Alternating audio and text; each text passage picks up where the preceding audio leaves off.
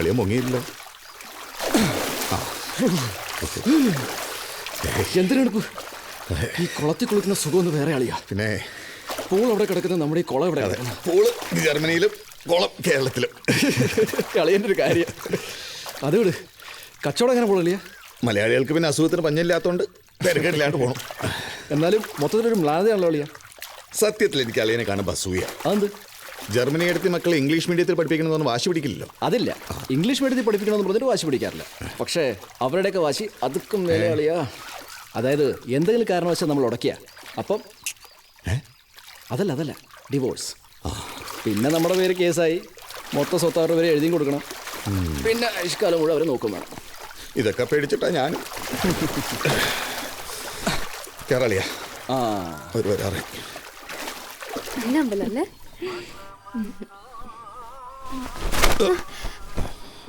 കുളി കഴിഞ്ഞില്ലേ? കഴിഞ്ഞു. വരുന്നില്ലേ? വരേ.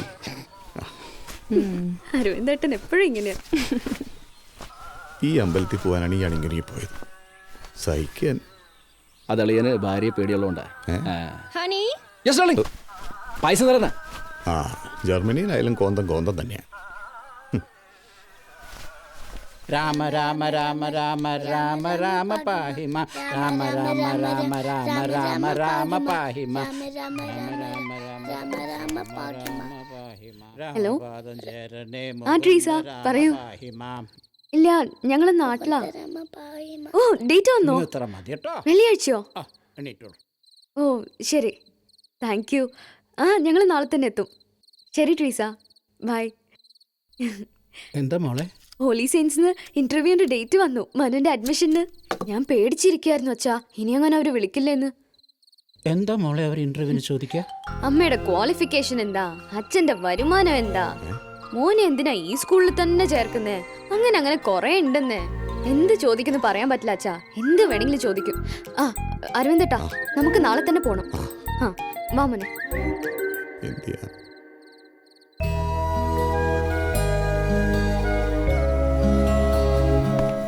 ശരി ബൈ. ശരി കേട്ടോ.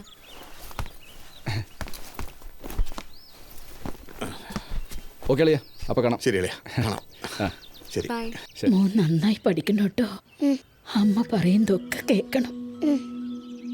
ഇനി എന്നാ അമ്മൂമ്മയെ കാണാൻ വരിക? എന്നോട് വരും അമ്മൂമ്മ. അപ്പൂപ്പൻ അങ്ങോട്ട് വരാട്ടോ കാണാൻ.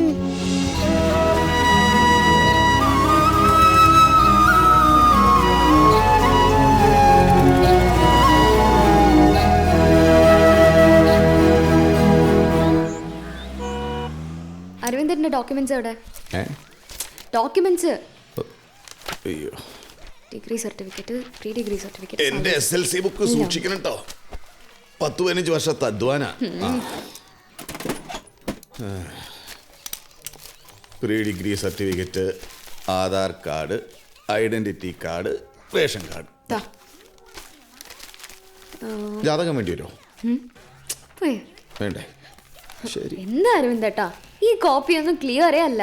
എത്ര പറഞ്ഞാലും അരവിന്ദേട്ടൻ കേൾക്കുകയില്ല. ഒറിജിനലേ ക്ലിയർ അല്ല. പിന്നെ ഡിഗ്രി സർട്ടിഫിക്കറ്റ് എവിടെ? തന്നെ പിൻ ചെയ്ത് വെക്കണം. ഇപ്പൊ നോക്കിയത് നന്നായി. അതിന്റെ ഒന്നും ആവശ്യമില്ലടി. BCom ആണെന്നങ്ങ് പറഞ്ഞാൽ മതി, വേറെ പ്രൂഫ് ഒന്നും വേണ്ട. ആവശ്യമുണ്ട്. വെറുതെ അങ്ങനെ പറഞ്ഞാ പോരാ, എല്ലാത്തിനും കറക്റ്റ് പ്രൂഫ് കൊടുക്കണം. പിന്നെ അരവിന്ദേട്ടാ, സമയം കളയല്ലേ. ഡിഗ്രി സർട്ടിഫിക്കറ്റ് എടുക്കാൻ മറന്നു. എവിടുന്ന്? യൂണിവേഴ്സിറ്റിന്ന്.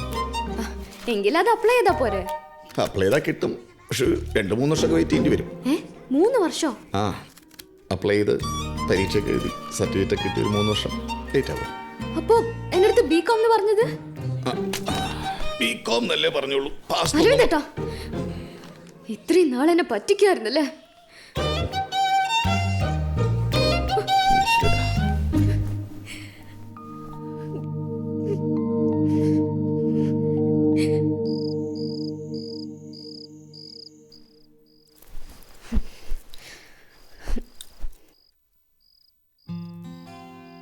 പഠിക്കാൻ ഞാൻ അത്ര മോശമൊന്നും ആയിരുന്നില്ല. പിന്നെ പറ്റിച്ചാണോ എന്ന് ചോദിച്ചാൽ എനിക്കറിയില്ല പ്രിയ. തിരുത്താൻ സമയം കിട്ടിയില്ല, അതാ സത്യം. എല്ലാവർക്കും ഉണ്ടാവും മറ്റാരോടും പറഞ്ഞാൽ മനസ്സിലാവാത്ത പ്രാരാബ്ദത്തിന്റെ കഥകൾ. ക്ഷമിച്ചേക്കണോ?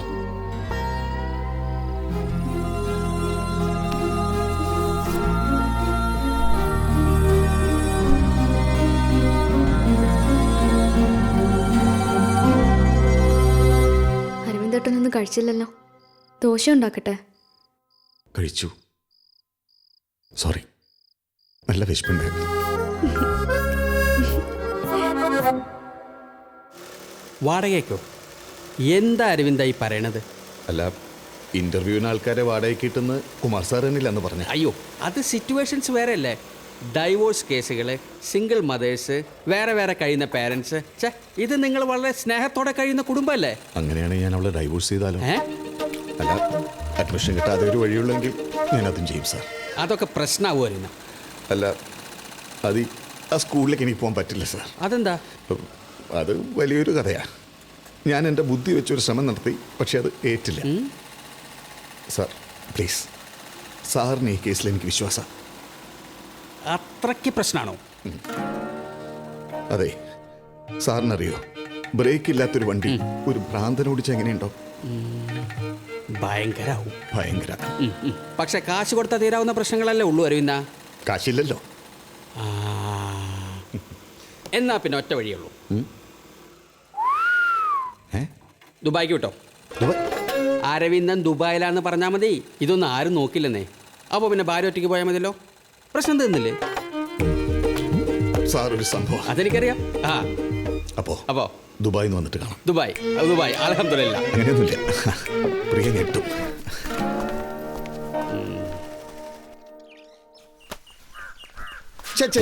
എന്തിനാ പ്രിയ ഇങ്ങനെ സ്ട്രെയിൻ ചെയ്യുന്നത്? നിനക്ക് നടുവേനുള്ളതല്ലേ? ആ പുഷ്പത്തിനെ വിളിച്ചാ പോരെ? എന്താ നിങ്ങളുടെ പ്രശ്നം? എന്റെ നടുവേദനയോ അത് പുഷ്പയെ കാണാത്തതോ? ഞാൻ എന്ത് പറഞ്ഞാലും നീ തെറ്റിദ്ധരിക്കും. ഞാൻ അതല്ല ഉദ്ദേശിച്ചത്. എന്താ കാര്യം? എടി, ഇത്തവണ നമ്മുടെ മോന് എന്തായാലും സീറ്റ് കിട്ടിയിരിക്കും. ഞാൻ എന്റെ വാരഫലം നോക്കി. ഈ ആഴ്ച എനിക്ക് വളരെ നല്ല സമയം. അതുകൊണ്ട് നാളെ ഇന്റർവ്യൂവിന് ഞാൻ വരുന്നില്ല.